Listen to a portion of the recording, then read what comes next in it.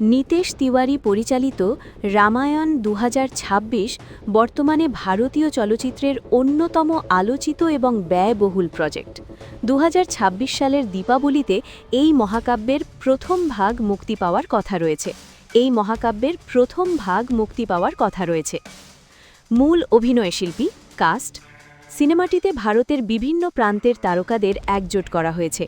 রাম, রণবীর কাপুর, তার লুক নিয়ে ভক্তদের মধ্যে ব্যাপক উত্তেজনা রয়েছে। সীতা, সাই পল্লবী।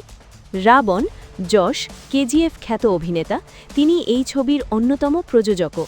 হনুমান, সানি দেওল। লক্ষণ, রবি দুবে। দশরথন, অরুণ গোবিল, যিনি পুরনো জনপ্রিয় টিভি সিরিয়ালের রামের চরিত্রে অভিনয় করেছিলেন। কৈকেয়ী, লারা দত্ত। শূর্পণখা, রাকুল প্রীত সিং।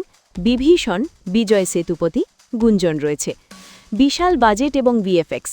বাজেট রিপোর্ট অনুযায়ী 2 পার্ট মিলিয়ে সিনেমাটির বাজেট প্রায় 4000 কোটি টাকা, প্রায় $500 মিলিয়ন, যা এটিকে ভারতীয় সিনেমার ইতিহাসে ব্যয়বহুলতম প্রজেক্টে পরিণত করেছে। ভিএফএক্স অস্কারজয়ী কোম্পানি ডিএনইজি, যারা ডুন এবং অপেনহাইমারের মতো মুভিতে কাজ করেছে, এই সিনেমার ভিজুয়াল এফেক্টস তৈরি করছে। এটি মূলত আইএমএক্স ফরম্যাটে শ্যুট করা হচ্ছে।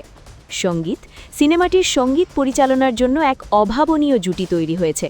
ভারতীয় অস্কারজয়ী সঙ্গীত পরিচালক এ.আর. রহমান এবং হলিউডের কিংবদন্তি সঙ্গীতকার হান্স জিমার, যিনি এই সিনেমার মাধ্যমেই বলিউডে পা রাখছেন। মুক্তির তারিখ ও পরিকল্পনা।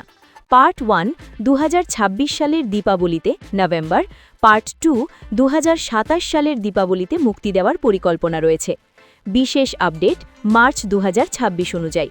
সম্প্রতি প্রযোজক নমিত মালহোত্রা জানিয়েছেন যে আগামী ২রা এপ্রিল হনুমান জয়ন্তীতে রণবীর কাপুরের রাম লুকের একটি বিশেষ ঝলক বা রামা গ্লিমস প্রকাশ করা হতে পারে।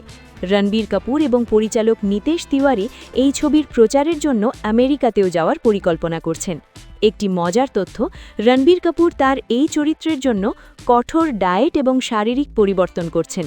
এমনকি জানা গেছে, শুটিং চলাকালীন তিনি আমিষ খাবার এবং অ্যালকোহল থেকে পুরোপুরি দূরে থাকার সিদ্ধান্ত নিয়েছেন।